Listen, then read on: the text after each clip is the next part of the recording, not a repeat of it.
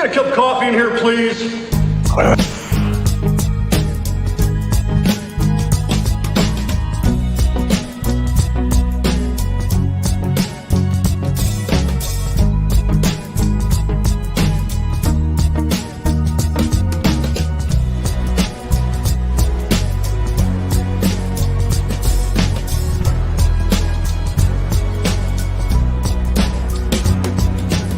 Damn good coffee and hot.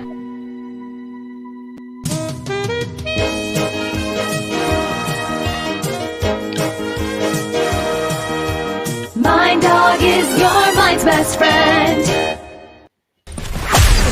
Wake up, America. You've got a dog that needs walking. That's right, sunshine. Just put on a big pot of strong coffee and get ready to type your little hate mail with your opinions about kumbaya and flat earth insanity.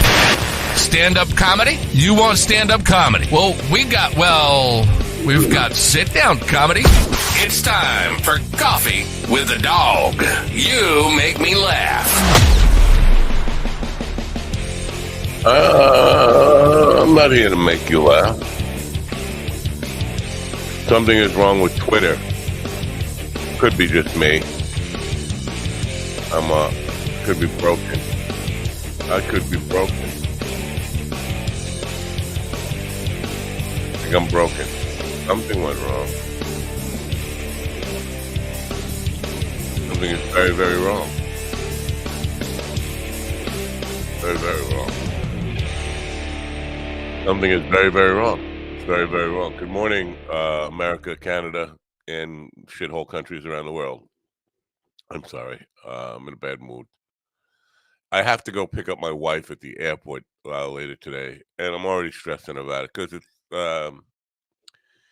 it's a rush hour expected arrival, and rush hour in New York sucks. Rush hour in New York around the airport is hell, and I don't deal with it well. I'm already stressing out. About it. Also, we're a few seconds late getting started this morning because I'm trying to troubleshoot a problem for Squeaky Tiki, who sent me a notice on Twitter saying, "Hey, Mind Dog, why do all your posts show up on my notifications? I checked and I don't have all the notifications turned on for you. I love you, but it's pretty annoying. I'm sorry.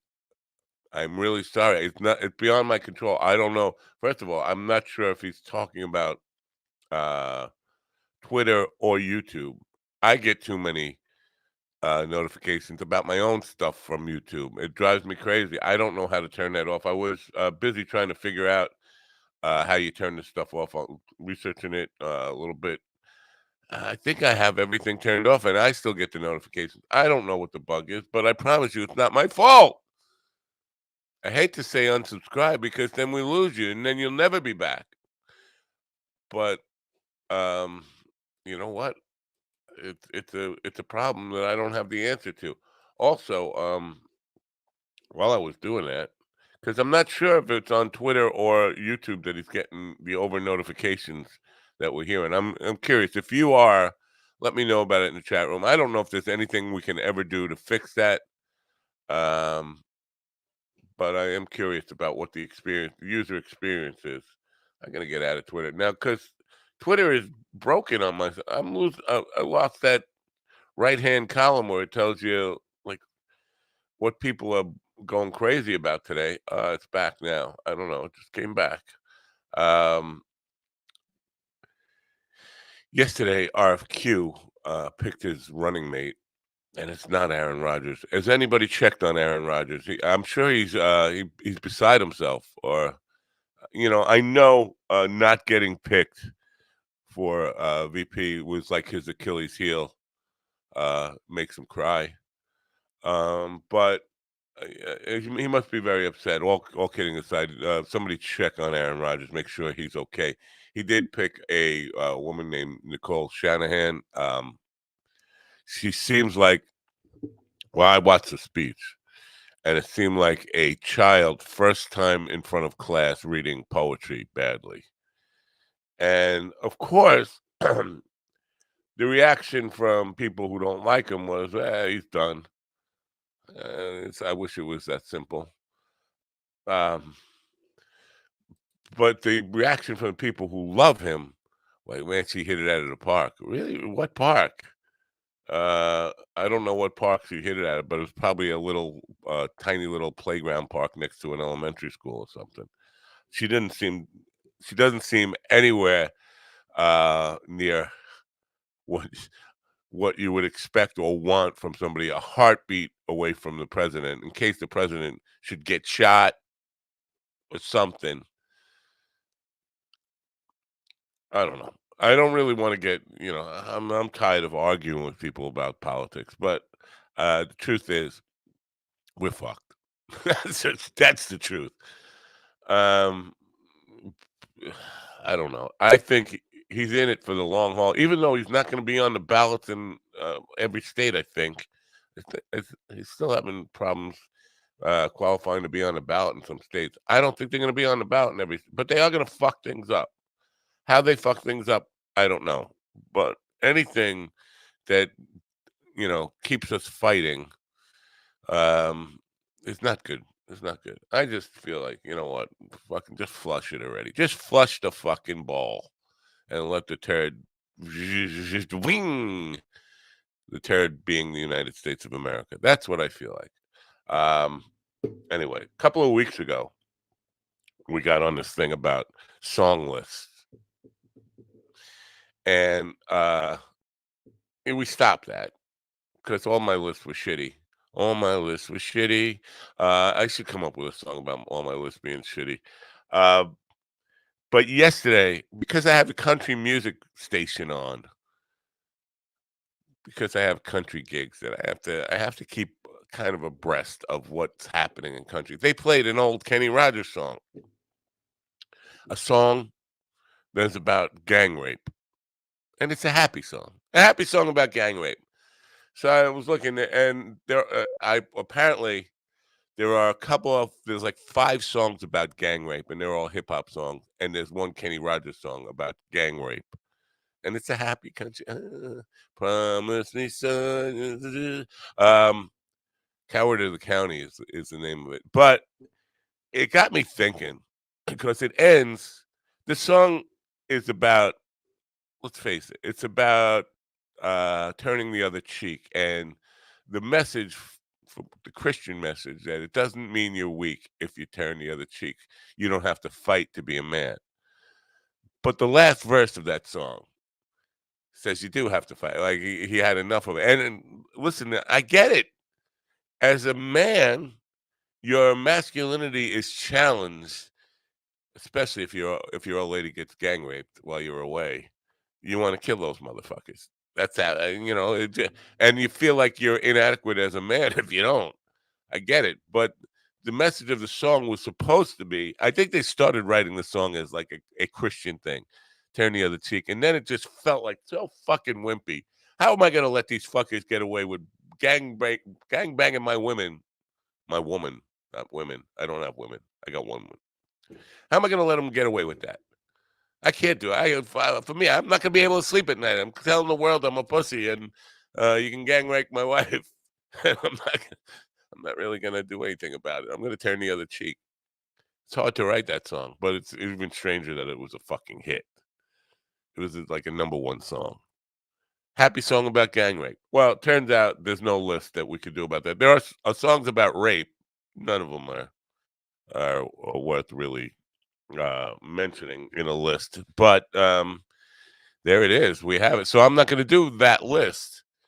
We do have a good show for you today. John Daddy-O Clark is returning to the program, and Amanda Sauter, who is a comedian from Fort Wayne, Indiana. Anyway, time to say hello to them. Good morning to the gentleman in the back here. Let's say good morning to the gentleman in the back. Good morning, gentleman in the back. Morning. Good morning, sir. Good morning, everyone. MindDogTV.com. Order your coffee with the Dog Bible, now with new and improved testaments, featuring the Book of Willie and how he led his people through the lost land of Walmart seeking a power cord. MindDogTV.com. I don't know, Alex. How do you feel about that?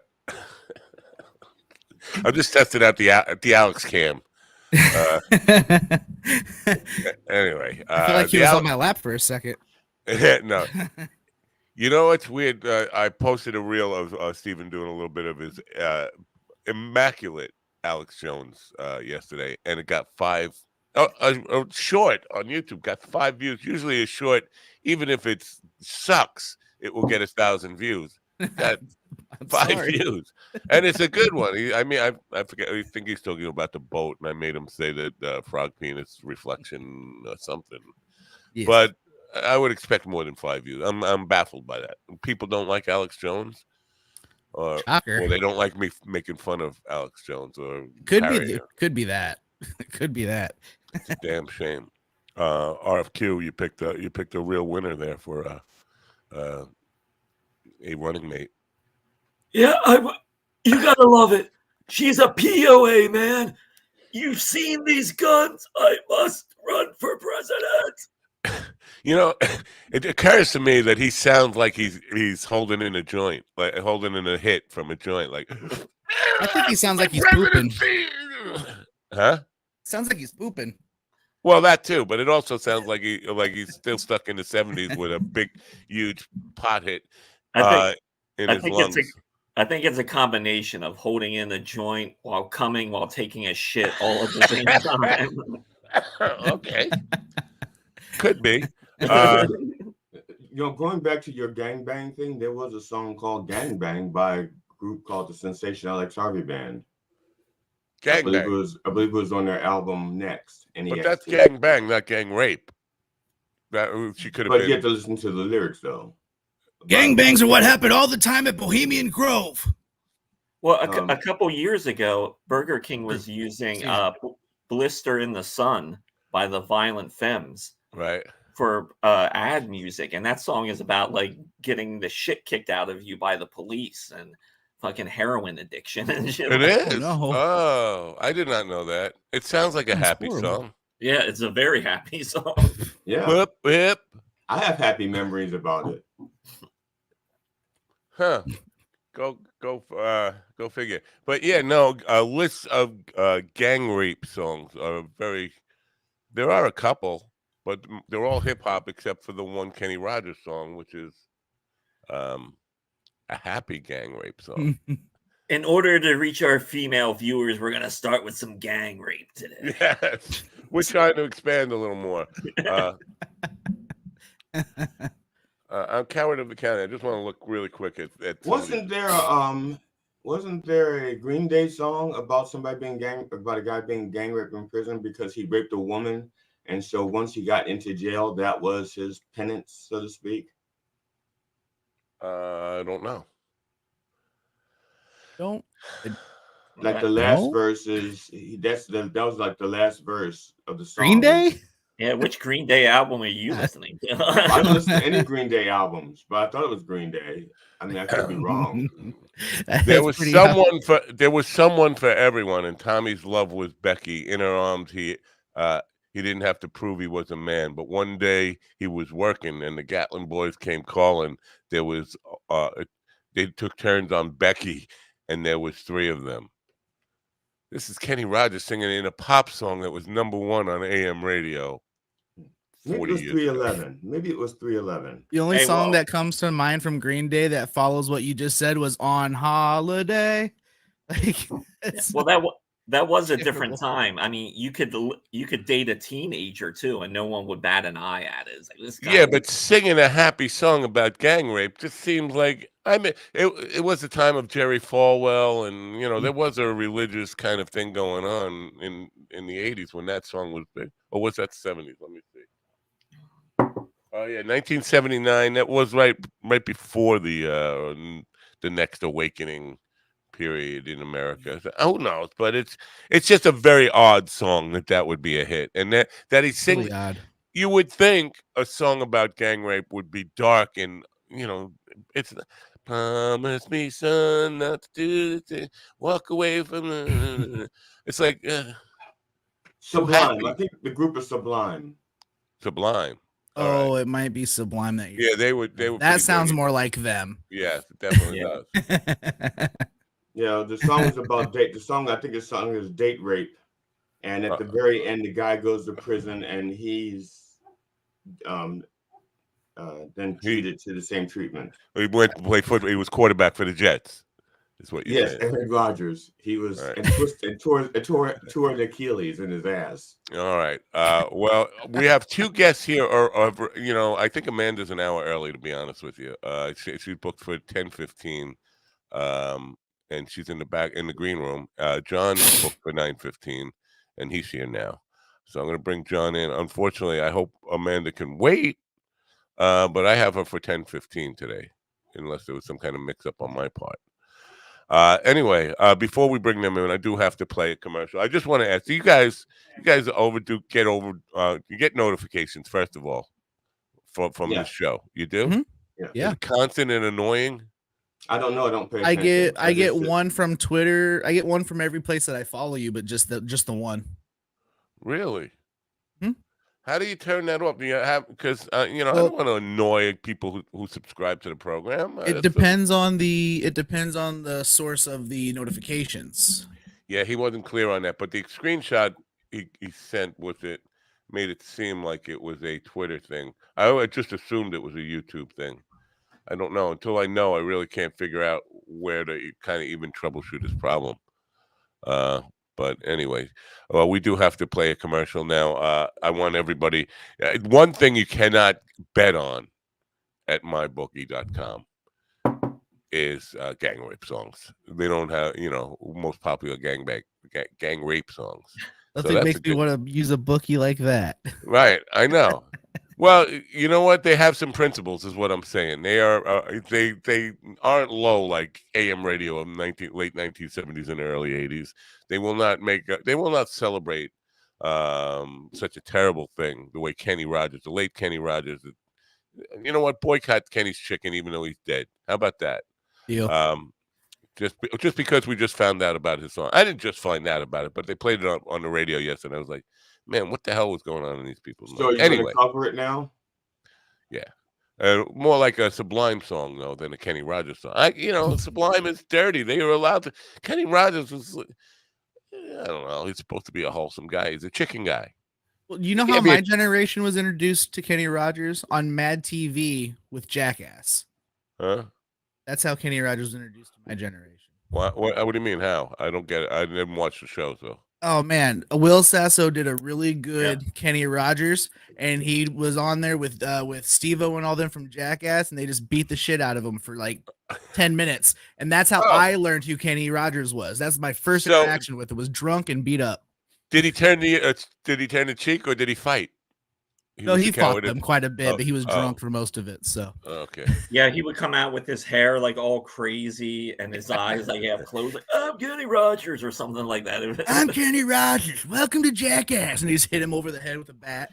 You know how I first became aware of him was through commercials for a quick picking, fun strumming guitar course in the 1960s. He had television commercials where he just talked about how easy it was to learn to play guitar. He had this course with big notes that you stick on the neck of the guitar, and that was his pitch. I didn't even know about his first edition, and at that time I was young, probably 5 or 6 years old. But he was the first guy, I think, that I ever saw selling guitar courses on television. Anyway, I wrote a song for him that he never used, so he's a bastard. Yeah, fuck that gang rape singing. I don't know. How do you have a hit like that? Anyway, I wrote a sequel to that song. I thought he'd like it, and he didn't use it. You know why? Because he was too busy betting on March Madness. They didn't even have March Madness at the time. But you should be too busy betting on March Madness. It's coming to an end, right? Oh, no, we still have another week of it. Where are we? You guys don't even follow it. We were supposed to be like promoting this thing, and we're not even. Started, I thought. Yeah, it ends April 8th. Has any big people dropped out, been knocked out yet? Right now, it's in chalk mode. I mean, UConn's dead, right? UConn's out of it. No, I think UConn is still. No, UConn's out of it. Not yet, No, but if you want to be out of it, sure. Yukon's out of it. You're saying Yukon's out of it, right? If that's what if you want me to lie, sure. But I thought you were against me lying. There are some lies that are useful lies. There are some lies that are good lies, and some lies that are bad truths, or some truths that are bad truths. Okay, you watch this? That sounds very philosophical. Were you in church on Sunday? Because that's what the Rev was talking about. He was talking about good lies and bad truths. I be honest, he had me out picking daffodils for him. So. All right. Well, I gotta play this really quick commercial. Then we have to say hello again to our friend John Daddy O'Clock, who hopefully will have that jingle that he played last time ready, so that you will remember it this time. Because that's your cue, John, to look up for. That's your cue to look up that song. That's right. Now. That's what that was.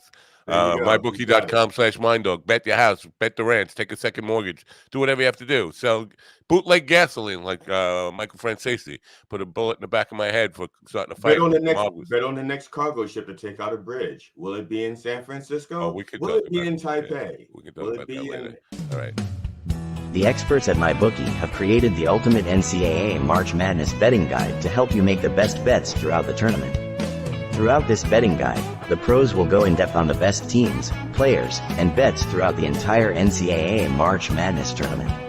2024 March Madness 85th edition of the NCAA Division I Men's Basketball Tournament tips off Tuesday, March 19th to Monday, April 8th, 2024. Go to mybookie.com/minddog and get up to $1,000 welcome bonus. I really have troubles with that video. The opening up with the guy carrying the basketball like that. It's annoying as hell. I can't stand it. I can't stand it all. Are you going to produce a new one for them? I didn't produce the old one for him. Why would I do that? Because you're annoyed by this one. I'm fine with the other one. I just won't watch it. I'm going to start closing my eyes so I don't have to look at that atrocious ball handling. All right. Well, John Daddy O'Clock is back. If I want to see bad ball handling, I'll watch my old porn. I'm trying to introduce our guest, and all you're doing is talking about basketball. I switched it to porn just now. Anyway, we are thrilled to have John back. He was here last time, and we thought we were running out of time, and then the guest who was booked with him didn't show up, and then just last night, she said she wouldn't show up again. She was booked for May 21st. So, good morning, John. Oh, good afternoon. Good evening. How are you? Well, good day.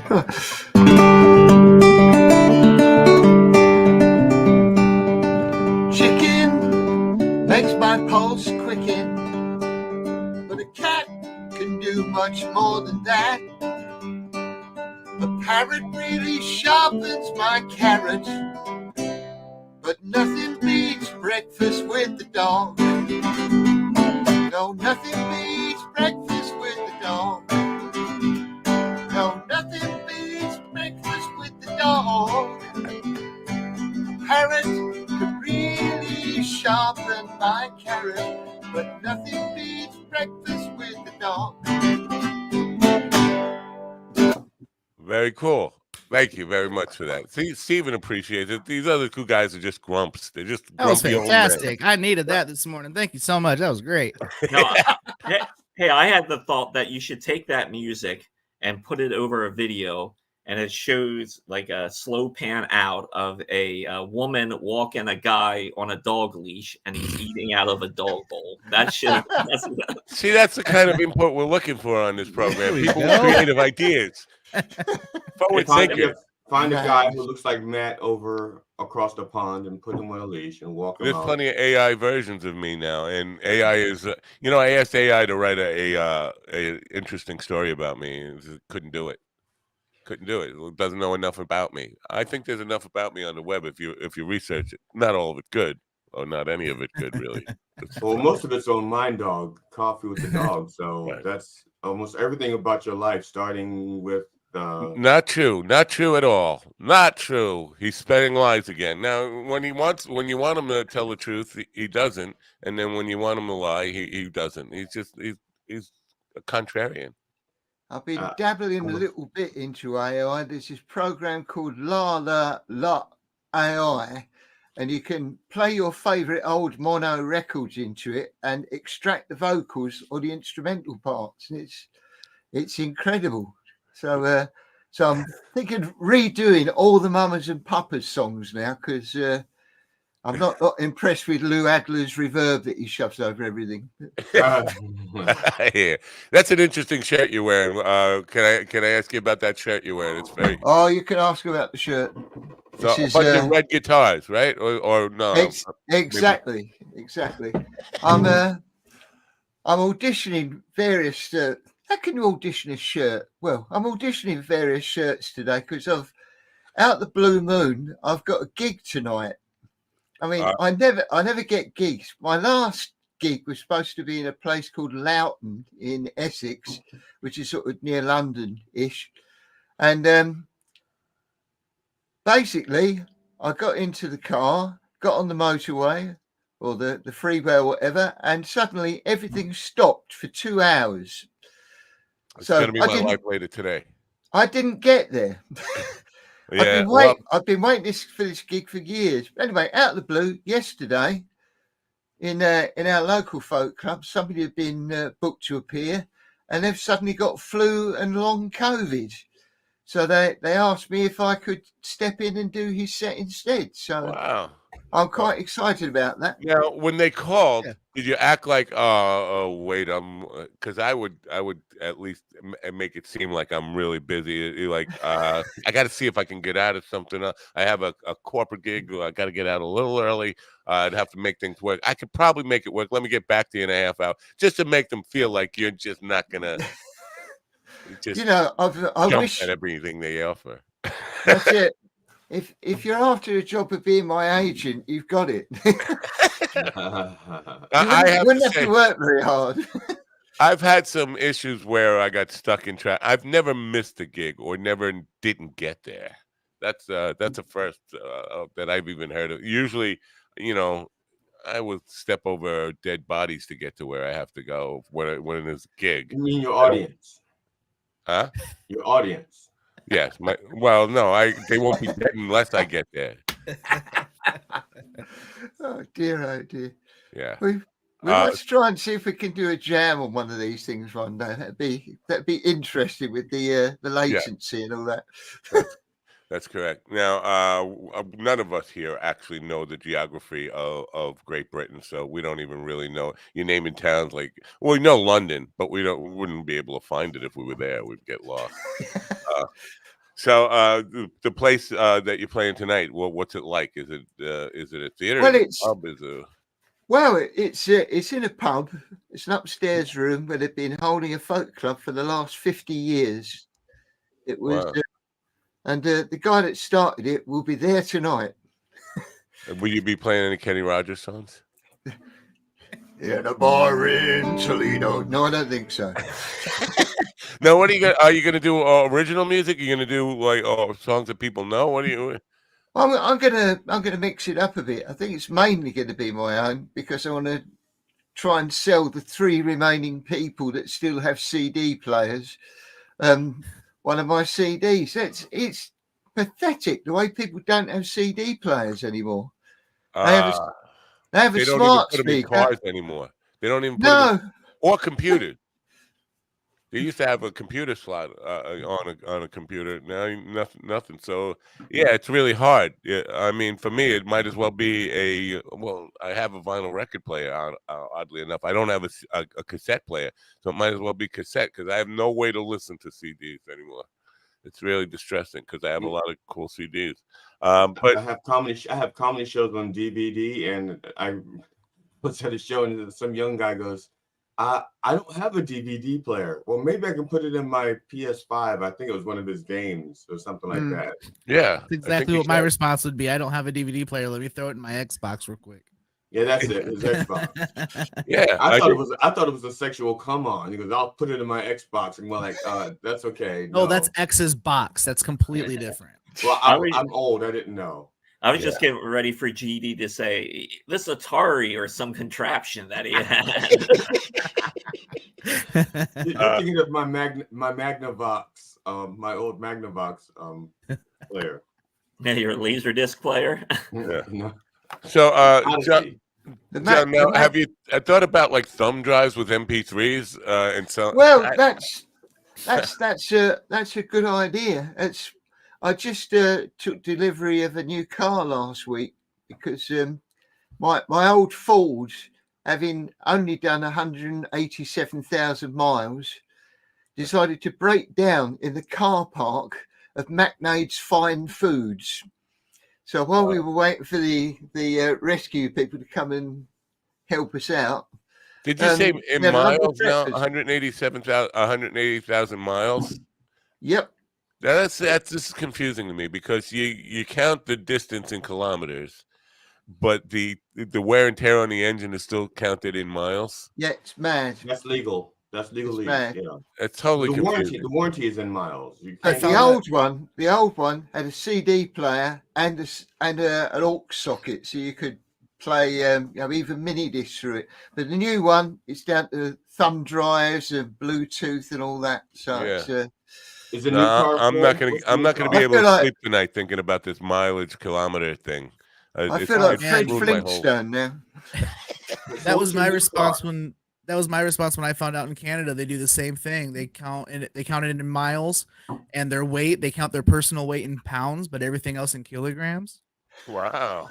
Yeah, I didn't sleep for like 3 days. I know. This is gonna mess me up. Like I'm not gonna be able to think about anything else but why they can't be consistent. My world's a lie. Well, over here they used to give the temperature in two different numbers, Fahrenheit and centigrade. Yeah. And now they've changed centigrade to Celsius, but it's the same as centigrade was. And they just call it something different. Well, they could use Kelvin. They could use the Kelvin scale, and that would screw it up for everybody. Oh my word! Well, the Americans, when I think it was in the 1930s, they were trying to decide what number of vibrations a minute the note A was, and the whole of Europe decided on, I think it was 138, but America said no, 140. Oh, it was 440.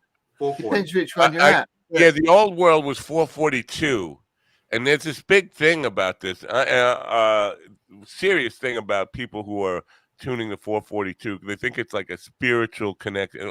Most of these people are UFO and New Age type of people, but they're connected to. Yeah. If you're trying to jam over the internet and your A is 442 and mine is 440. Don't be talking about my A. Don't even get him started on the D.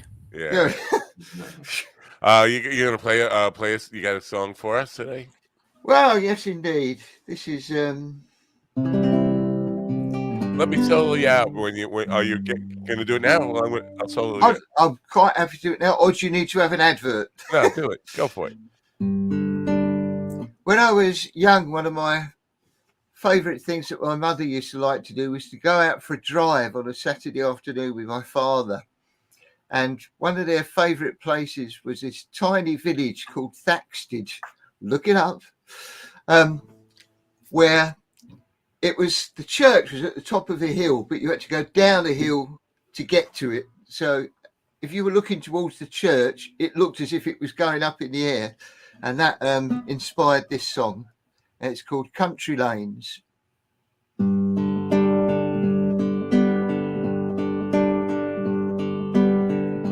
Look for the country lanes, yes I do, and all their mysteries unwind.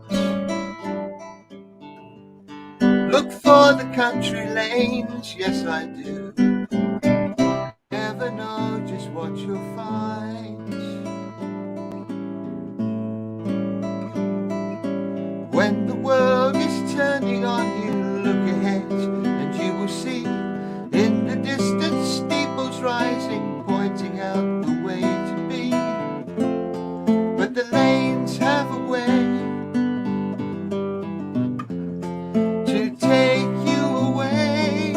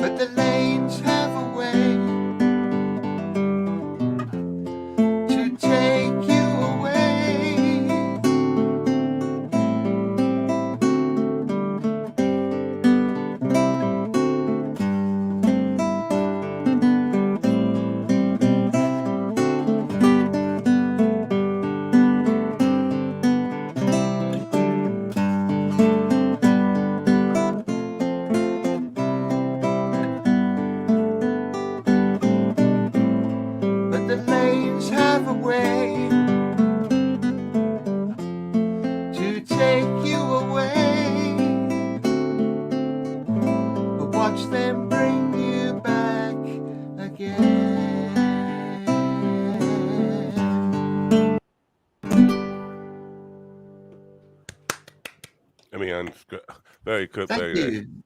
nice. Good.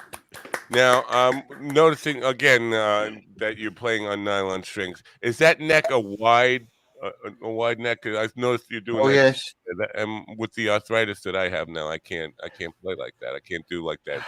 The fifth string D that you add in there on a big G chord because the neck's too wide for my arthritic hands. When you're now nylon strings, I have a nylon string guitar, a classical guitar. I never play it because I don't. When changing the strings on that is like the worst nightmare in my life. Right. So yeah. how often? Because on my steel string acoustic guitars, I change strings like probably twice a week because I play that much. How often do you change those strings? Do you need? Let me see. When did the Queen die? My strings. Victoria, of course. Now I tend to hang on strings for a long time. There's on Quora the other night. Someone was asking about, I've had a string break. What should I do? Oh, and I said, buy a new set because if one goes, it's nature's way of telling you the rest are going to go. But twice a week, you must be made of money. No, I'm not made of money. I'm made of poor people. They take poor people and sew them together. And I listen. I'm also I have a when I tend to when I have money just buy things that I know I'm going to need. So I bought like a case of acoustic strings. A case of cases of acoustic strings that a music store would have, and so I am getting pretty low though. Thanks for reminding me that I'm going to need to probably commit a crime again to get some more money to pay for strings. But they lose. Steel strings seem to lose some brightness, lose some body. Nylon strings, they seem to me like they don't need to change unless you break one. They keep their tone and they keep, I don't know if that's definitely true, but it seems that way to me. Well, it's the case is, isn't it? If when they stop going out of tune, it's probably time to change them. Right. Because they're always going out of tune. But a guy in a music store gave me a set of high tension Safari strings, and I thought, wow, that's really nice. And I put them on, and I couldn't play the blinking things. Yeah. I know. They were so tight, you couldn't get any vibrato on it or anything. It's mad. Do you play steel string at all, or do you always? Yeah. We've got actually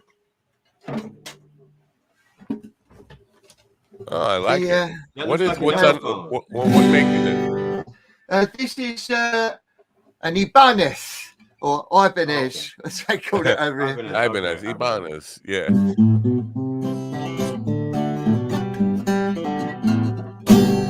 It's a fun, strum quick picking guitar course with Kenny Rogers. Get your course right now, $6.95, and will arrive in 6 weeks. That's pretty much what he did for the whole commercial. And I like it.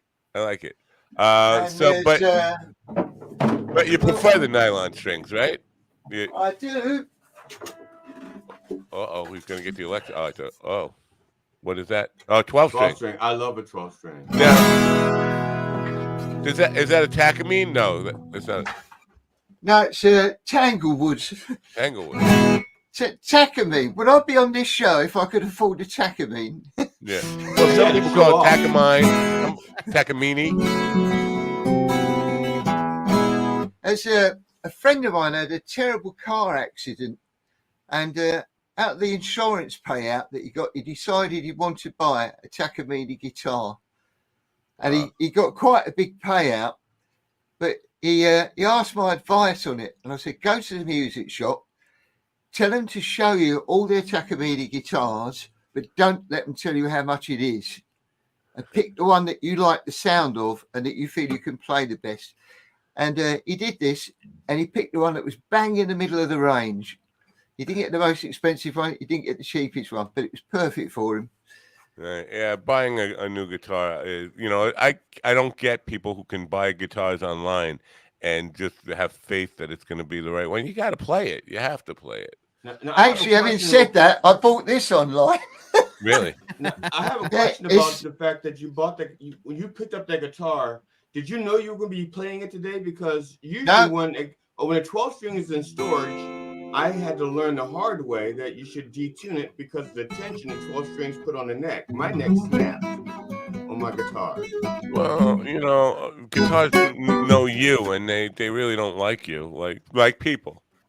Actually, this guitar didn't. I don't know how much £60 is in dollars, but it cost me that. It's been modified like mad by the previous owner. As the action is really, really low on it. Okay. And I'm looking at it now. The neck had snapped off. Yeah. Put it back on again. That's what happens. That's what happens with the 12 string. But they don't tell you that when you. At least I was not told that when I got my first 12 string. If you listen to the old guys back in the day that used to play 12 strings like Leadbelly and all those, they always tuned them down about 2 tones. Right. Actually, so they had less tension because the strings were lower. Right. And that's probably why they had to sing at the top of their voices. Otherwise, they would have been singing down in their boots. I don't prefer. There are very few songs that I actually like the sound of a 12 string on. But I just learned now. I don't know how prevalent this trick was, but back in the '60s, apparently, a big recording technique was to take a 12 string and only keep the 6 higher strings on it and play that, and then go back and go back. Oh, he's got another one of these. A 12 with only 6 strings on it. That's this one. Oh. Yeah. Nashville tuning, they call it. Yeah. So they would basically play both, double track it, but play one of the acoustics on something like that. I never knew that until recently. So this is the guy next door gave me 2 guitars, and he was intending to sell them, and they didn't sell, so he gave them to me, which was nice of him. And now, when you write, do you write on you write on that nylon string, the one you prefer, your gamer, as we call it? Well, it depends on the song. Oh, really? It's sometimes the idea for a song will come when you're nowhere near a guitar. You're sort of thinking, that would be good for that one. I mean, I get a lot of ideas when I'm nowhere near a guitar, but they're not generally about music. Have you seen one of these? A ukulele? What? Yeah. No, it's like a mini guitar. It's not a ukulele. It's called a guitar-lele.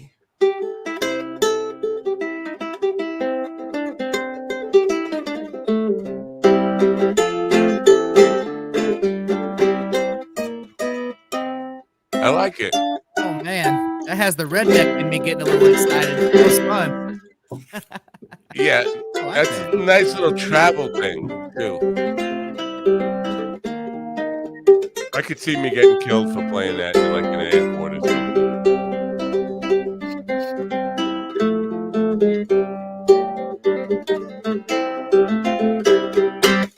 I'm so jealous of you not having arthritis in your hands. What? I'm so jealous of him not having arthritis in his hands. Yeah, you don't have any arthritis yet, right? Not yet. So it's a matter of time. Everything else is falling apart. You go for a manicure or something, you soak your hands in Madge Palmolive dish oil or something, whatever. No, my wife has managed to convince me that window cleaning stuff is the best to use on it, especially when window cleaning. Yeah. Yeah, I can understand that. Yep. We've got the family coming over on Sunday, and the conservatory was in need of attention, so he'd been sort of scrubbing the outside of it because there's all this white plastic, and today it's been doing the inside of it, and it's looking pretty good now. Until we let the cats back in there. Do you have other members of your family that are musical, so that when you get together you can have like jam sessions and stuff of that nature?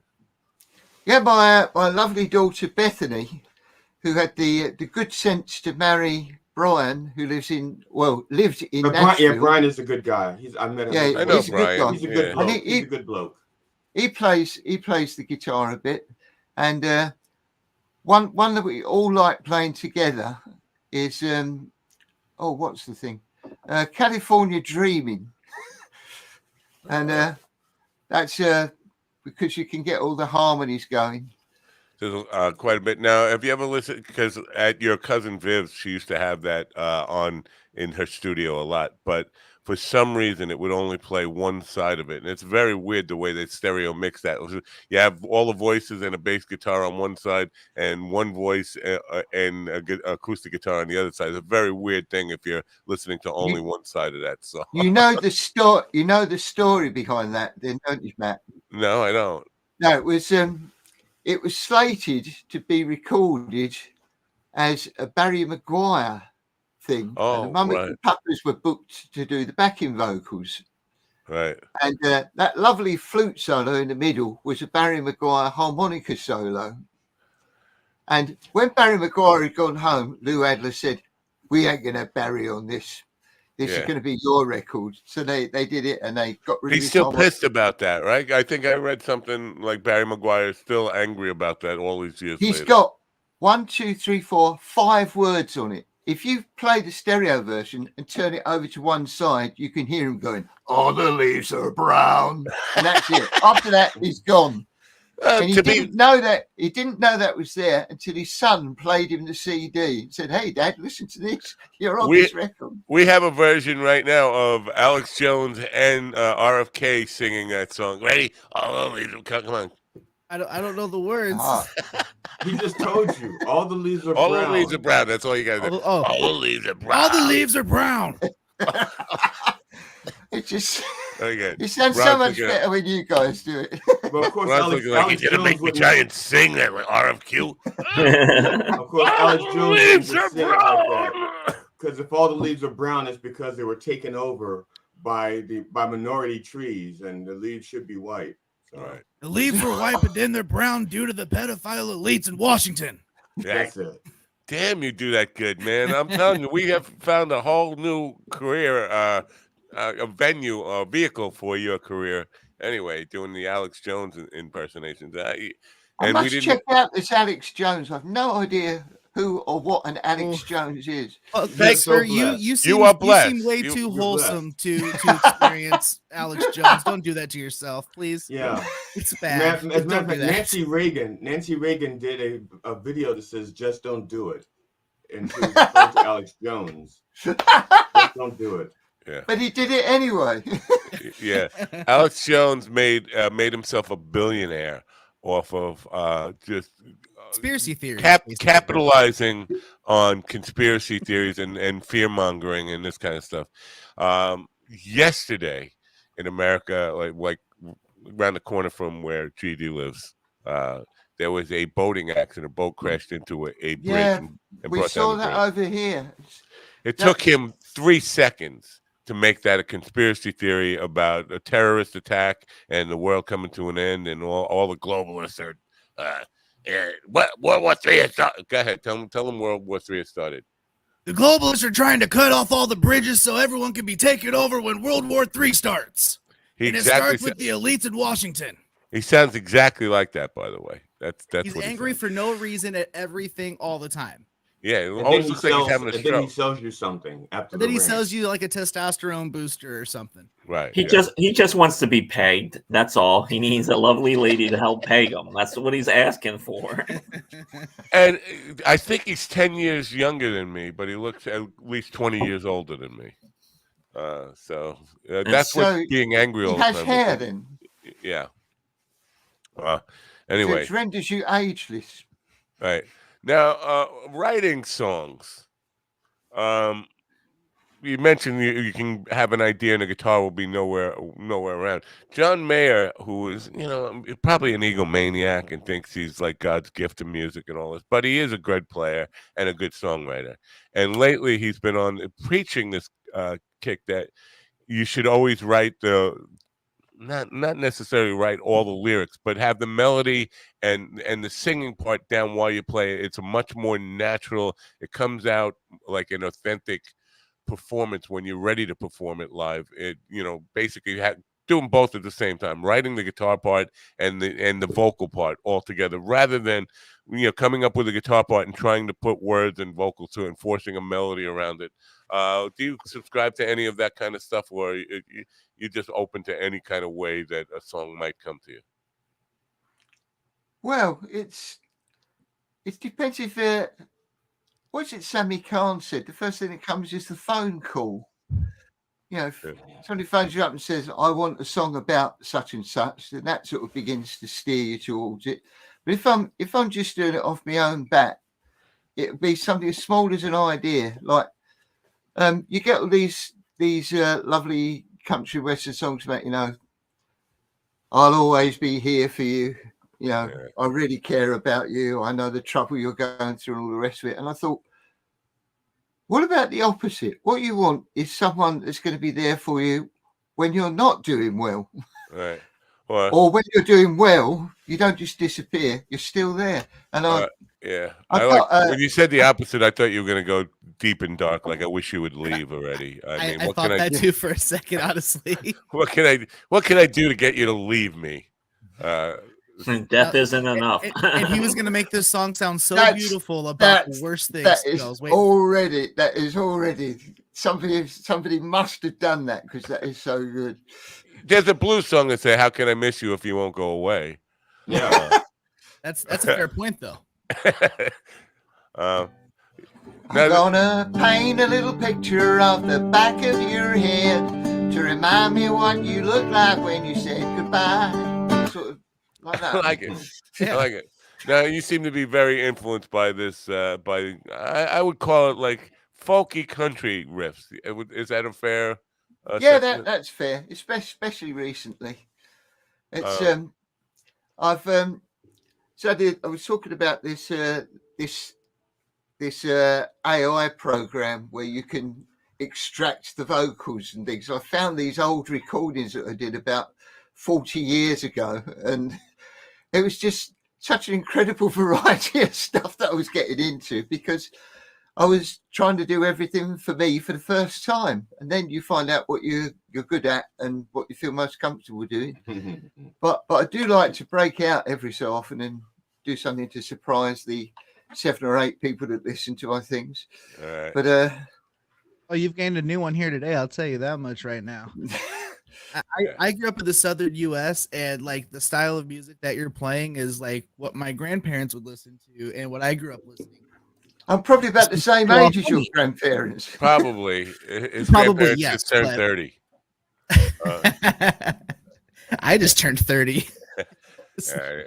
That's it. When Brian was entertaining Bethany, my daughter in America, he took her out to a field, and there's a hillside with nothing in it but a chimney stack. And most fabulous view in every direction from this. And he said, that is all that's left of my granddad's house. Man. And then he proposed to her. Wow. And she said yes. I thought, yeah. Oh my God. And this is where we're going to live. That's awesome. Now, your gig tonight. I'm interested in this. You're going to be playing in a pub. Are you going to be drinking?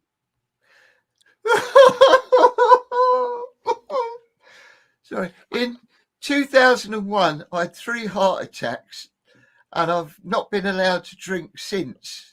But that's what I was kind of interested in. Like, I watching there, watching everybody else enjoying their. I mean, Faversham, where it is a brewery town. Right.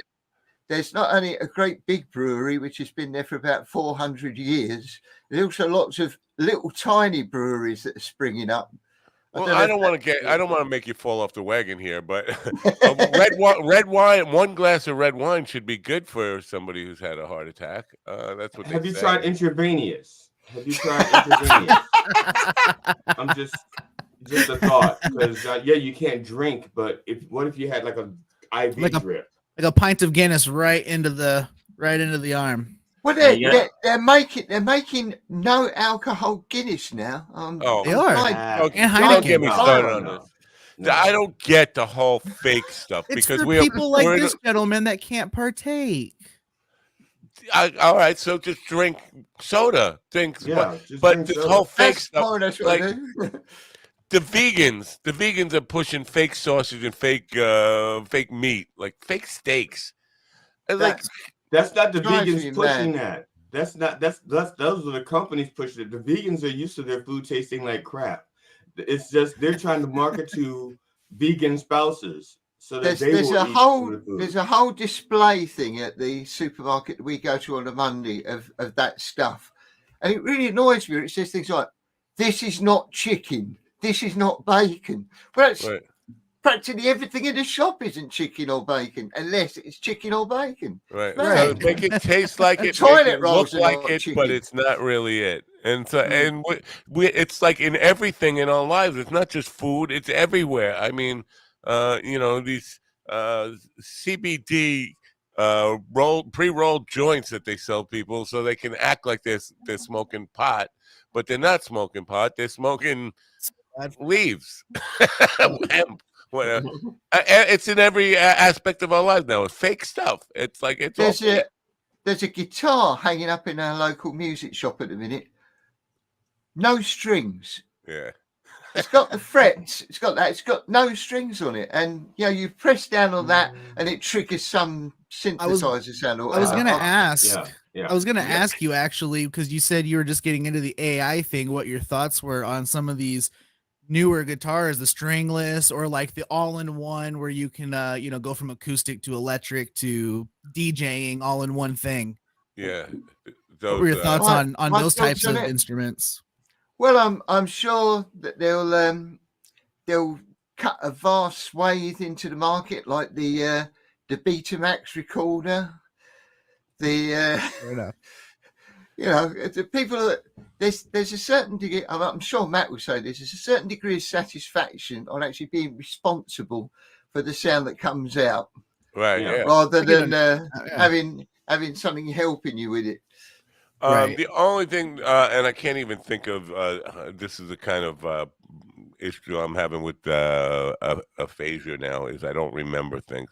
The kind of guitar, the box that James Taylor box that, and then not James Taylor, the folk singer, James Taylor, the guitar luthier. Can't think of it, but he has that guitar that you can press a button and it's a sitar. You can press a button and it's a banjo.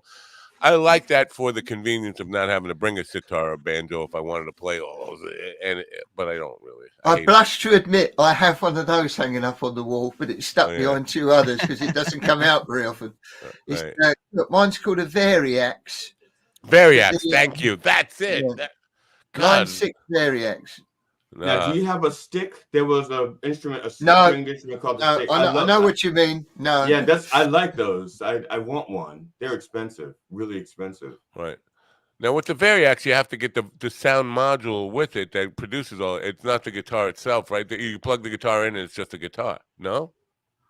No, you just plug it in. Wow. I thought you had to have the little module to get it to make banjo sounds or sitar sounds. No, it's all built in. It's all built in. The selector switch on it. There's one of them that clicks round. I think there's about 67 different sounds on it. Yeah, the one that messes me up the most is they have an alternate tuning setting on it. So, but you're not changing the tuning on the strings. So if you hear well enough, if you don't have the amp loud enough, you're hearing the strings. It sounds like one of them is broken. Wild. That can drive you nuts. That's before we ask you to play one more song, recording wise, you record at home in that room you're in right now? Do you? Yeah, it all happens in here on a Mac Mini with the Yeti microphone that I'm using at the moment. It's just sort of perched up near the window, and I usually get a bit closer than that. Yeah, but if anybody wants to hear what it is I get up to in here, If you go onto www.soundcloud and search for John Daddy-O Clark, then you'll be able to hear what I I've been up believe the to. link is in the description. I've I already don't- followed you on Facebook and on SoundCloud, good sir. Well, thank you, Stephen. Yeah. Sir. That's it. Now I'm recognising the name. It's just because it hasn't had the sitcom in the middle. Right. Well, And on YouTube, it's the same thing, where sometimes you can actually see me playing things. Other times I put together sets of pictures that tell the story of what's going on. right. Recording now. You're not working with a producer. You're doing it all yourself, right? Mixing and all that kind of stuff. Well, when I was a schoolboy, I wanted to be a sound engineer at the BBC. You know, like Viv wanted to do makeup at the BBC. I wanted to be that, but I flunked the maths. I mean, nowadays, I don't suppose anybody that works at the BBC has got a qualification in maths, but in those days, you needed it. But I got BBC means something different over here, but I'm sorry. So the British Broadcasting Corporation, and anyway, I'm not going to look up that. No, So, Big Black no. Cookie. Big Black Oh. Cookie is what it stands for. Yeah, I'm obsessed with cookies. I love cookies. Anyway, because for me the most difficult part, because I can write and record and lay down tracks. I should never. It occurred to me just recently. I should have never tried to be the mixer of any of my music. When it comes to the final thing, I think I should leave that to a professional. I just never happy with the way my mixes come out, because first of all, I'm partially deaf from playing in rock, mostly deaf from playing in rock bands for 50 years. But just, that's a difficult part for me. But I'm not just doing, for the most part, I'm not just doing acoustic and vocals. I'm doing lots of extra instrumentation on it and drums and all that kind of stuff. Anyway, tonight, going back to what I was saying about drinking and stuff, you realize that you're playing music for you, but your main job is to sell alcohol. That's what they're hiring you for. You are an alcohol salesman holding a guitar, right? You realize that. So, do you have any alcohol jingles that you play? This is quite a revelation. it's absolutely true. I'd never thought of it like that. Yeah, no, the Warren Brothers have a song called "We Don't Sell a Lot of Records, but we sure sell a lot of beer," and that's basically the job, is to really get people to buy, and that's the key to getting hired back. If the cash registers are ringing because people are getting drunk, you're doing your job, and they will hire you back. That's so basically for comedians as well. I hate to break your heart like that. This is upstairs. Downstairs is the bar. There's no bar in the room. Oh, so they have to buy their drinks before the show starts, or in the interval in the middle, or if there's any time at the end, which there never is. But they're quite happy to let the club have the room for nothing. Yeah. If anybody had a function in there, they'd charge them. But they've been there for 50 years, and it's a bit like the Ravens at the Tower of London. They think if the Ravens ever went away, that the Tower of London would fall down. And I think they think if the folk club went, that the pub would fall down. Yeah. Incredible. Well, Awesome. it's always a challenge to me to try not to drink when your job is there to get people to drink, and that's why I was going with that. Because for me, it's like, you know what? I understand that if people see me drinking, they're gonna drink, and hey everybody, let's do a shot, or raise your glass for this, I'm gonna sell more because they're gonna drink more, and then my chances of working there again I increase. might try this out. Yeah. I might try this out. But my All right. chances of getting booked there are down to somebody else cancelling. Or you could always look up where they live and kind of arrange for a convenient accident for them. I'm just spitballing here. I think if you were my manager, one or both of us would be arrested. I'm coming over. I'm going to be your handler, as they say. You got another song for us? Right, smashing. Right, this is.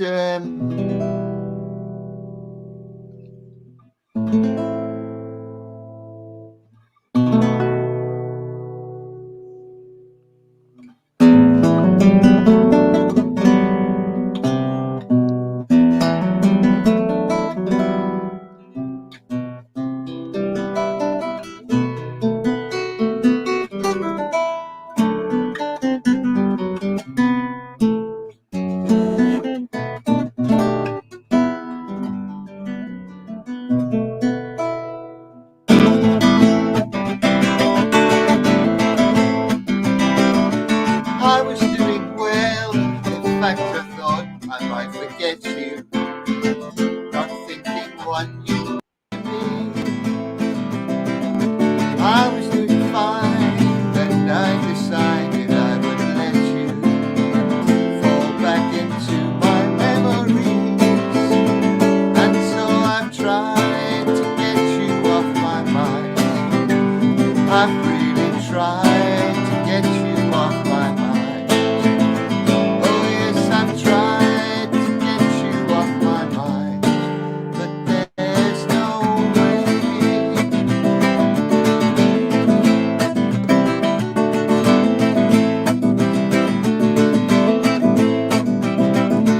Every little boy must have his share of hope and heartaches. I wonder what he's meant to do. Every little girl should have a chance to see what she makes when she throws out love like you. And yet I've tried to get you off my mind,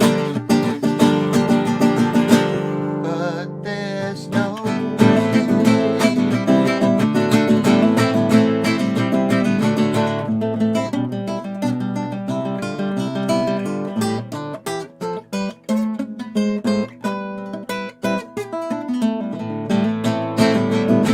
And yes, I've tried to get you off my mind. I've really tried to get you off my mind.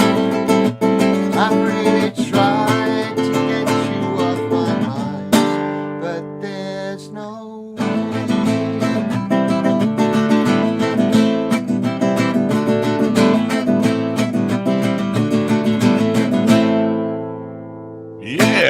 Yeah, very good, very good. Let's see here. That was think I'll be doing that one fantastic.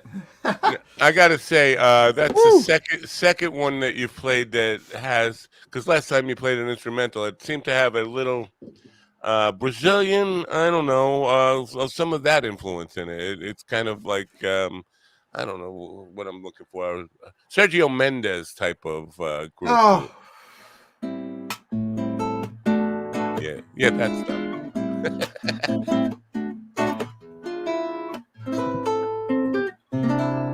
yeah, that's what Yeah. I'll do tonight.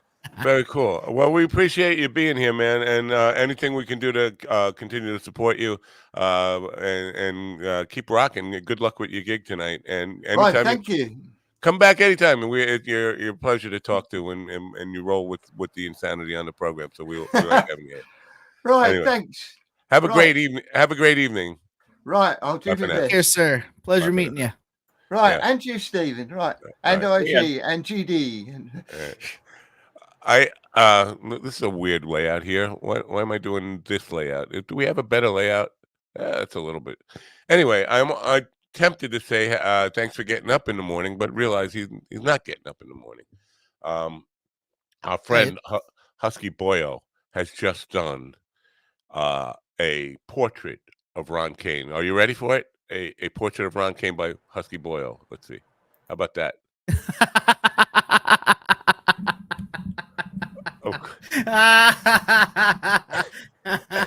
Ron, Yeah, tell. Last night, me and my wife watched Hot Cross Buns, Attell's new special. Don't ruin So it for me good. because I haven't seen it yet. I want to see it. Yeah, it's It good. was a clinic in like how to do stand up. Really? So good. So Yeah. good. It was so classic stand up. It like I watched it twice. Is he breaking out that recorder?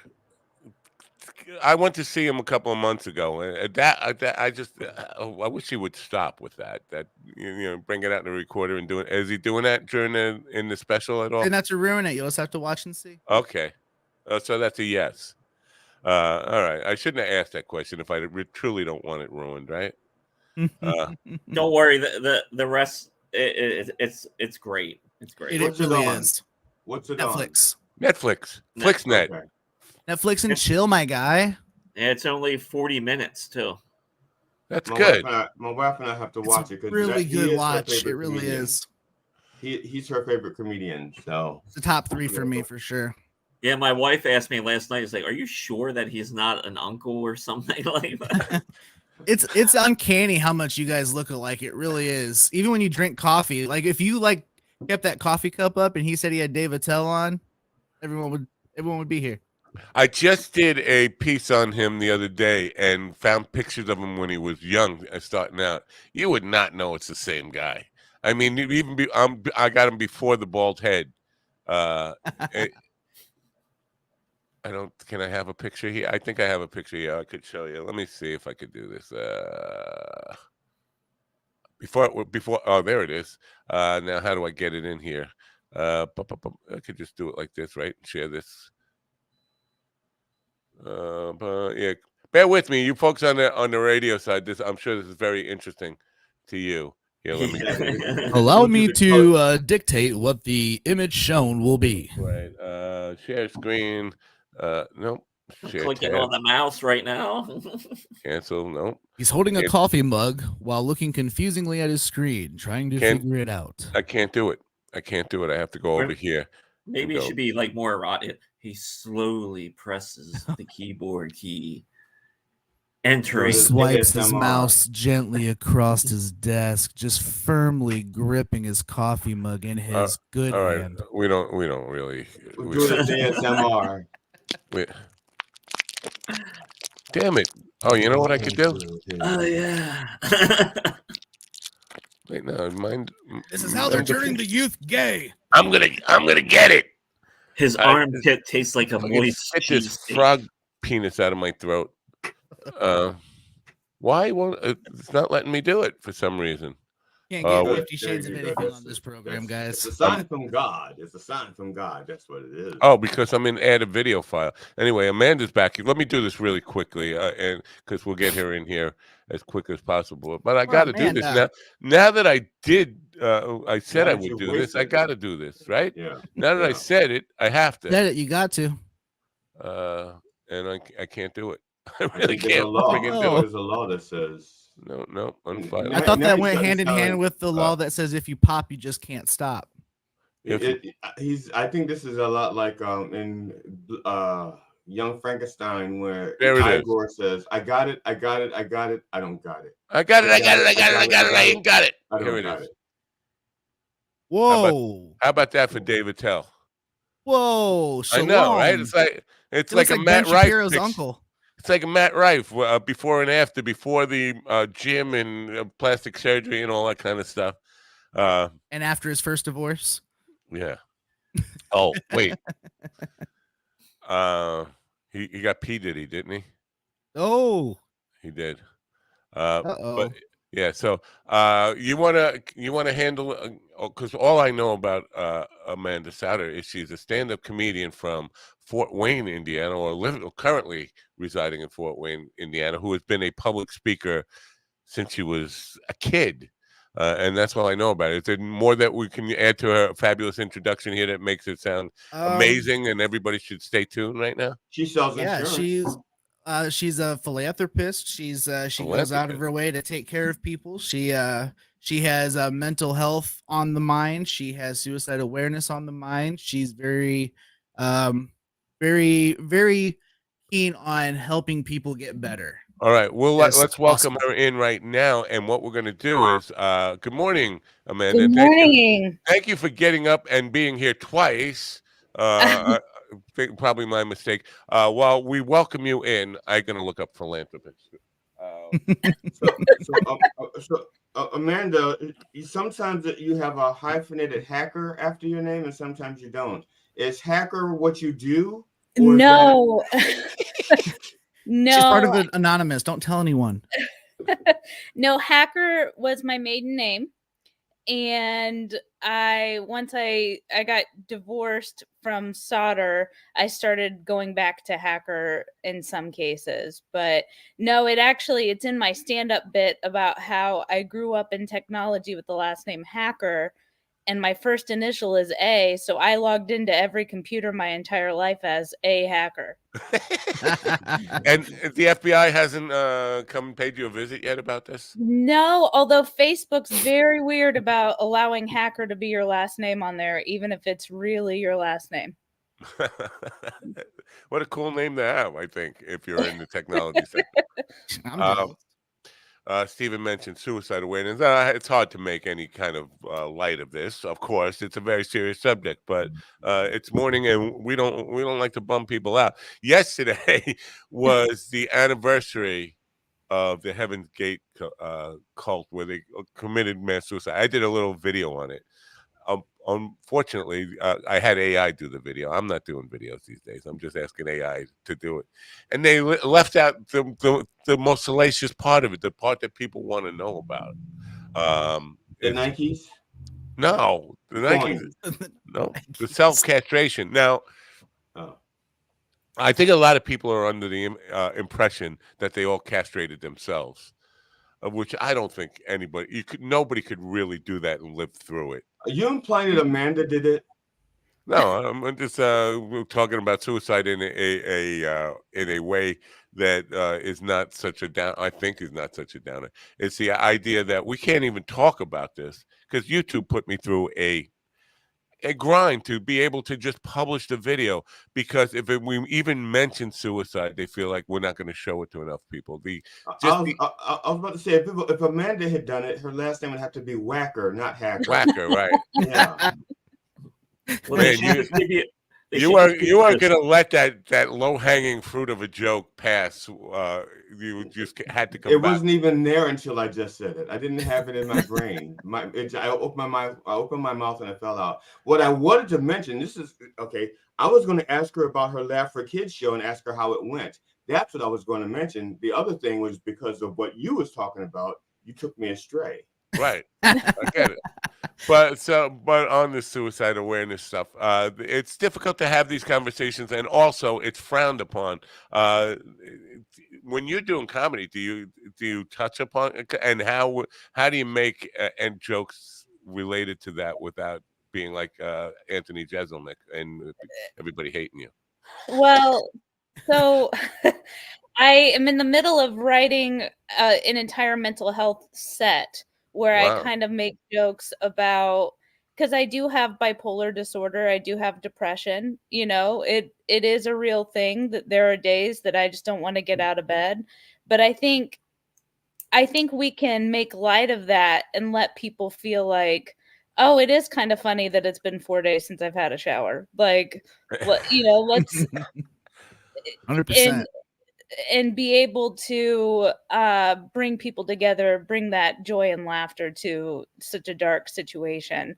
It's coming up on the year anniversary of when I was in the lowest place of my life and ended up getting committed. And I call it my grippy sock vacation, or summer camp for sad people. It was 5 days in the hospital that I ended up getting a ton of comedy material just from that week of being in the institution. I get it. So you recommend that then? You recommend that for comedians? The grippy sock vacation? Yes. Oh my gosh. Yes, absolutely. It's all snack time all the time. Oh my gosh, I think I gained 10 pounds. I think go ahead. No, go ahead. Sorry. No, you go ahead. I was just talking about it wasn't voluntary, but go ahead. Oh, no. I was actually going to backtrack a little bit, so go ahead.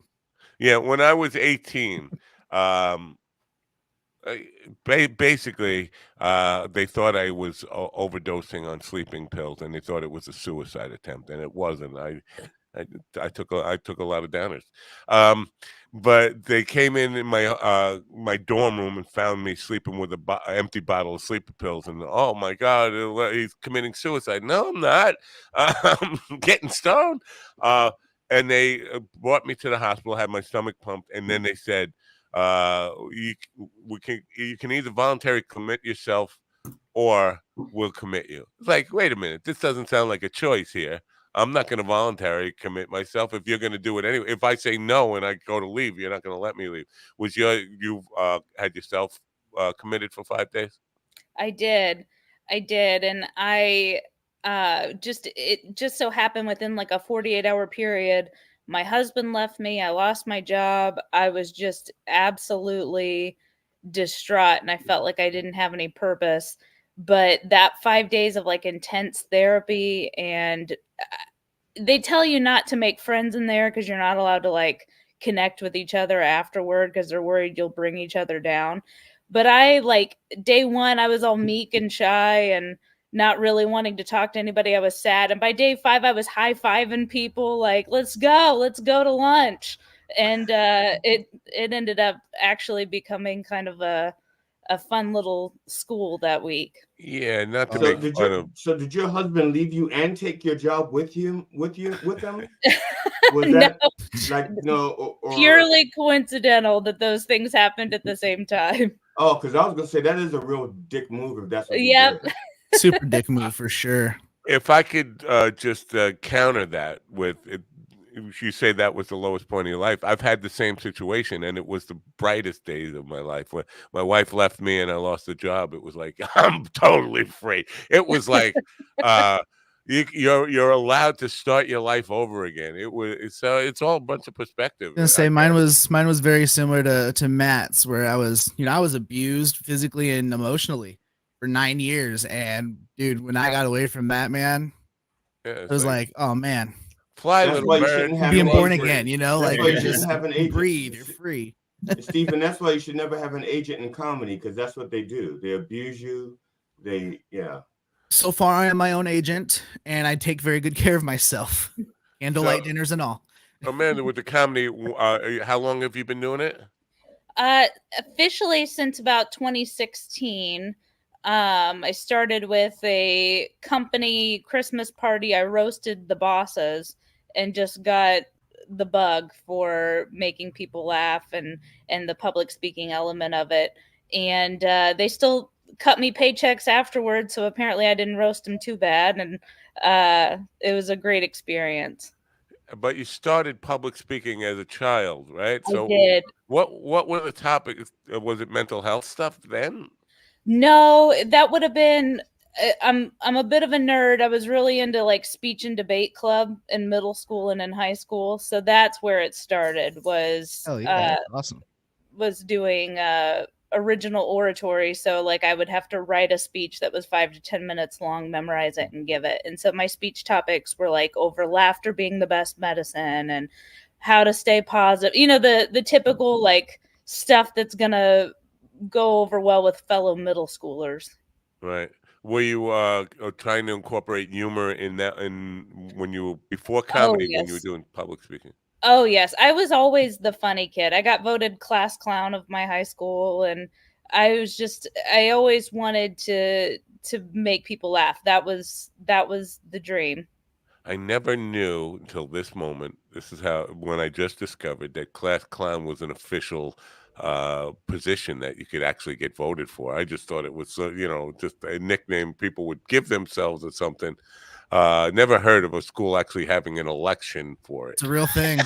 It is. Real thing. Well, it's Yep. Indiana. They don't have a lot of things to aspire to, so class That's clown true. is that's like you're a not career option. It's that or the future farmers of America. So Yeah. Or how to make the best meth. Yeah, I was gonna say that's science class. quite a few mathematicians that I went to high school with too. You know Me what? too. Meth is not a big thing in New York City. In the New York City area, we have lots of cocaine. We have lots of heroin. Or either that, or I'm just blind to it. Well, it's not like we don't have any. They have fancy drugs. They have Wall Street drugs. We have farm field drugs. Yeah, no, it always baffles me to hear about the big meth problem in America between the coasts, about how bad it is, because the few meth heads I've seen are like really, I mean, totally beyond crazy that I've ever seen. Like The Midwest has made it an art form of being functionally fucked up, if that makes sense. And the thing is even the Amish are in on the meth problem. So you have people you would never suspect. Well, it's in they the could have Bible. they could have a meth lab in their basement or in their barn, and you would never even think about it because they function like normal. It's really crazy out here sometimes. That's crazy. 3-horse pile up, meth involved. You know, it gets rough. Has Fort Wayne, Indiana, always been home, Amanda, or you're from someplace else? So I'm in the Fort Wayne area, but I'm actually in Warsaw. But I grew up Poland? No, no, Warsaw, Indiana. But I grew up in Newcastle, Indiana, so that's known for basketball and also more meth.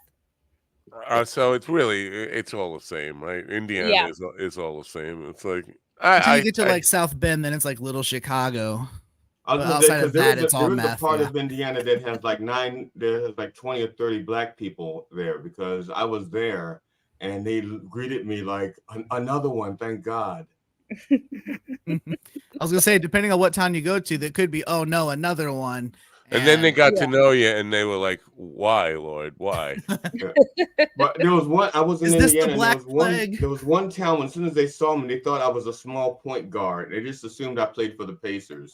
Oh, there's so like that's lucky otherwise- you then. Yeah. So yeah, no, but GD brought up agents before, or having somebody. I think it's important. Do you have an agent, or do you book yourself? I usually book myself, and I try to book other comics too. I Wow. work with bar owners and get showcases put together. That's how I know Amanda. That's extra work, though. That's not what most people. Maybe you enjoy that, but most people don't. They sign up for a life in show business.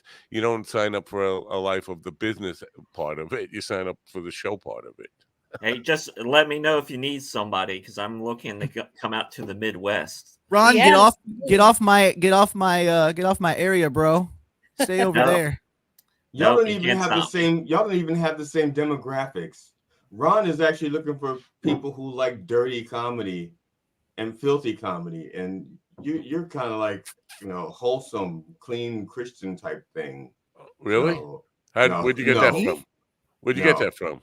I made it up just now. I was gonna say, yeah, me too. I was like baffled. Like, where did the Christian stuff come into this discussion? did an I don't Alex know. Jones impression about frog penis for 15 minutes yesterday. I don't think that classifies as clean comedy. Oh, that was you? No, that's I the thought we had Christian Alex part. Jones on the program. It was yesterday. Alex Jones. I had nothing to do with it. Don't connect me to him. That was the Christian part. You Oh. were channeling the Lord. You were channeling the Lord. So, do you get political at all, Amanda? Not very much. If I do, I honestly make fun of both parties because I just Both? There are four Same. parties now. Well, sorry, the Democrats, two Republicans, major- MAGA, and RFQ. That's And the reptilians. And yeah, RFQ. that's true. We can't forget about them. But no, I make fun of everybody. Everybody's a disappointment to me right now. You notice my fingers. So this is the arthritis. I can't do four fingers. I go 1, 2, 3. That's about. That's all I can get. I thought you were throwing gang signs. Well, that too. GD. Don't get me started. No, don't get him started. Yeah, but the reason I brought up, do you do it at all? Because traveling around the country, there are this comedy that's safe for certain areas. Like in New York, you can do anything, but in certain areas of the country, you really have to be careful. Ariel, I can't think of her last name now. Got a beer bottle thrown out of her. Ariel Arias. She got a beer bottle thrown at her for making a joke, and she thought she was, just not being overtly political, making fun of both sides. You have to really kind of, I don't know, walk a tightrope about what you can say in certain areas. And I just don't. I'm thinking, the West Bend area, or Indiana in general, is very red. Where is. did that happen again though? Where was the beer bottle thrown? What club was that? Well, she's from Kentucky, but I believe she was in somewhere in southern Jersey when that happened. Okay, Southern Jersey. I could see that because I don't like in Florida. When I was in Florida, comedy was actually great down there, and not because it's like, oh, we can say anything. Is like Florida was better because most of the people didn't want political shit because they're tired of it, and they're like willing to ride with you on anything. But then if you go to a city like Philly, sometimes Philly, they get very uptight about anything. What you say to them is like, what's going on here? Yeah. Then out in Austin, they think they're, it's like cutting edge stuff, but it's really not. It's just oh, we're just gonna say retard and trans and Joe Rogan all the time. That's your like 3 talking points out there. You forgot midget. Yeah. Oh, and they also like to. Oh, Joe Rogan. You said Joe Rogan, so that's Yeah. midget. I'm sorry.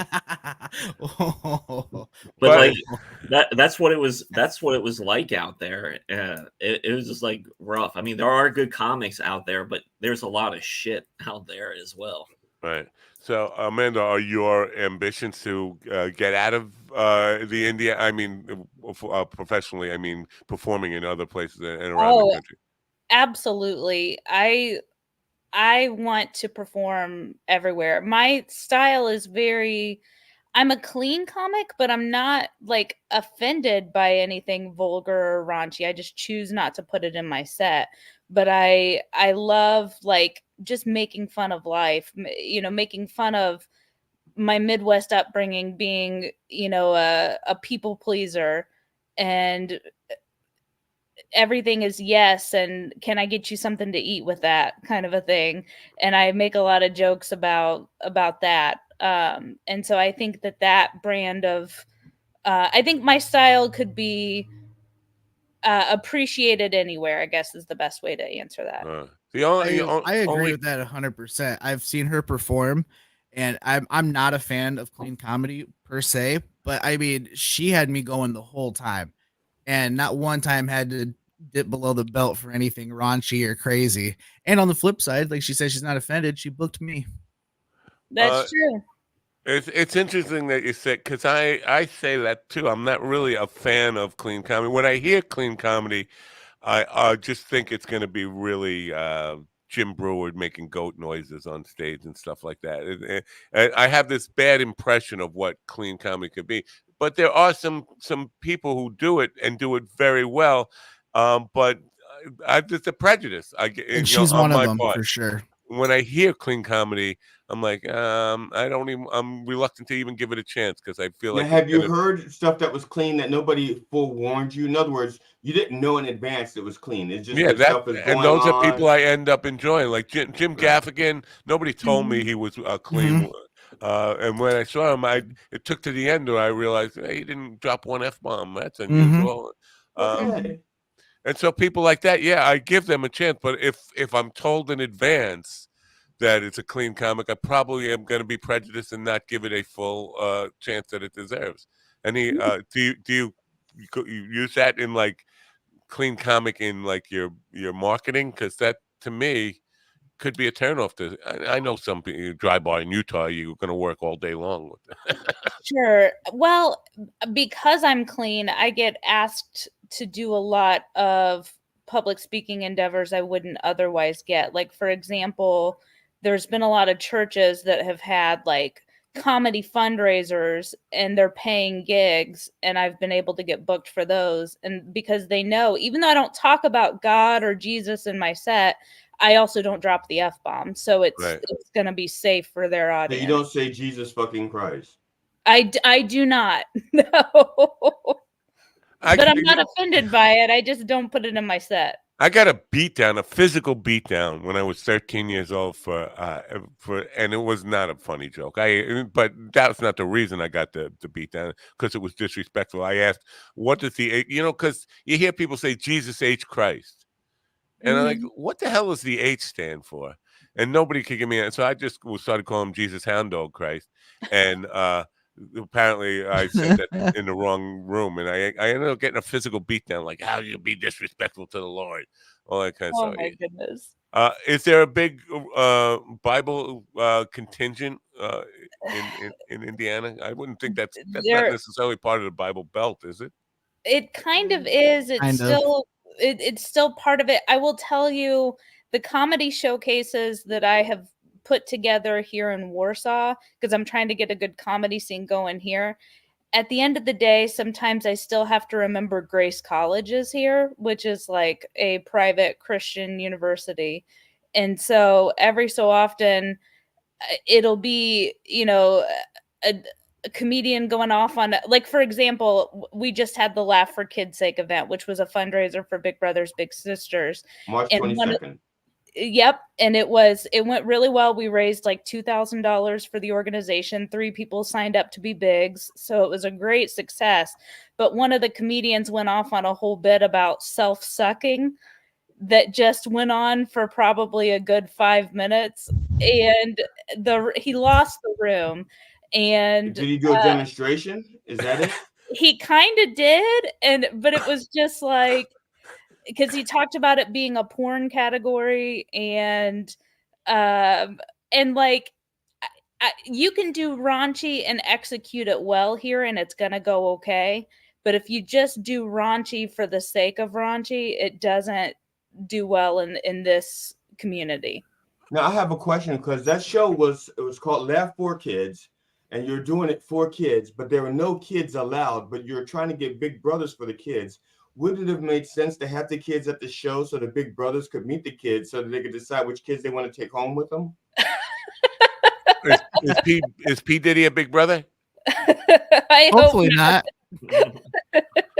I thought we were calling him the P. Diddler.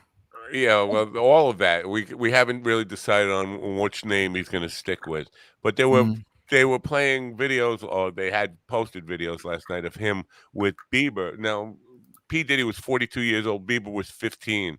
And he's like, why don't you want to hang out with me anymore? Yeah. Well, maybe if you stop fucking my ass, I might want to come over. It's a good place to start. But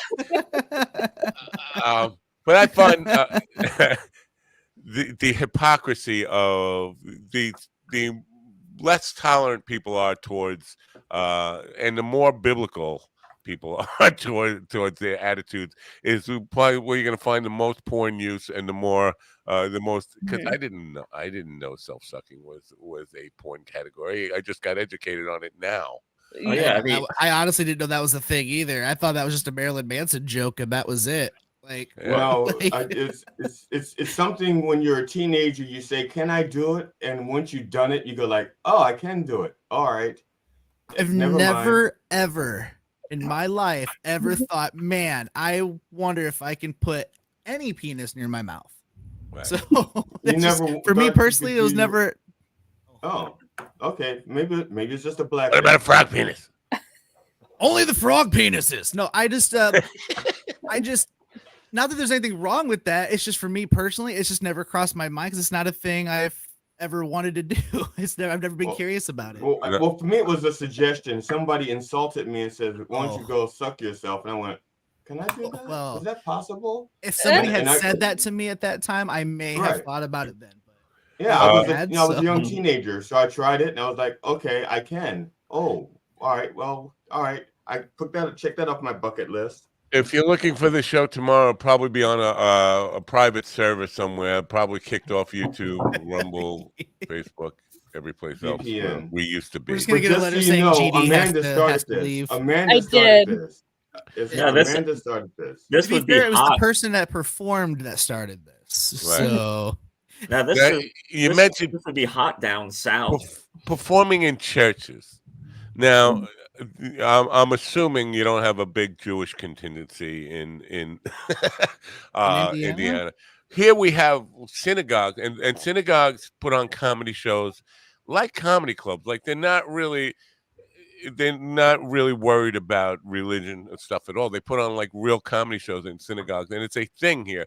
People are generally surprised to hear that when I say that, because you don't think of like getting booked in synagogue, but you don't have to be Jewish. You don't have to have any connection to the religion. All you have to be is funny.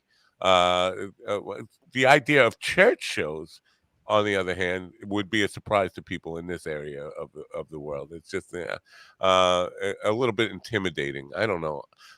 Just having the guy behind you up on a cross while you're trying to be funny is a little intimidating. They're just. I've done a church gig before, and they're basically just soulless gigs. Because I mean, you get up there and they're like, "Oh, we're gonna laugh at like all the rules and things like that." It's like, what are we doing here as people? Yeah, I did one church gig, but it was actually technically a retirement party. So it was like. And I wrote the gig for the retirement. It was like all retirement material. So, So there are no synagogue shows in Indiana. You don't hear about. No, I Not that could I've not. heard about. I'm very ignorant to where the closest synagogue would even be, to tell you Right. the truth. I think the Google it and closest tell one you. to us is South Bend. Okay. Last night I had a program on with a author, Gene Jones, who is a iconic game show host of a show called Give Me a Hint. But it wasn't a television show. It was a traveling game show, kind of like Murder Mystery Theater. Only thing, it was a game show. But I started the program by dissing the guy completely. I was a little high. I'll be honest with you. I was a little high. It was a long day. I ate a couple of gummies a couple of hours before the show, and they started to hit me, and I was in a loose mood. But the reason I'm bringing this up is because you mentioned fundraisers and stuff like that. John Pavaramo, who a comedian friend of ours, who is he's doing a 24-hour show starting tonight at 9 p.m. We may be on tomorrow morning. A small segment of that might somehow simulcast and tie the program together. But he was on Facebook last night, and he posted this thing from from one of his local papers. It said Tom's River podcaster doing 24-hour benefit show. And I say, I'm proud of him for doing the benefit, but being called a podcaster is like one of my cringe moments. So if somebody ever referred to me as podcaster Matt Napo, I would want to go into hiding. I would be like P. Diddy right now, on the run, selling my property, whatever. And so this guy, his thing was game show host. And I was like, well, it's kind of the same thing. If somebody called me a game show host, I call me a comedian, call me anything you want. Don't call me game show host. Don't call me podcaster. It would be. So you can call me Jay. You can call me RJ. You can call me RJJ. You can call me RJJ Jr. That's a very old skit. So now, comedian, would you prefer a comedian to I think comedians are respectable, rather than public speaker. People assume you're like a life coach, public speaker, if you go with that.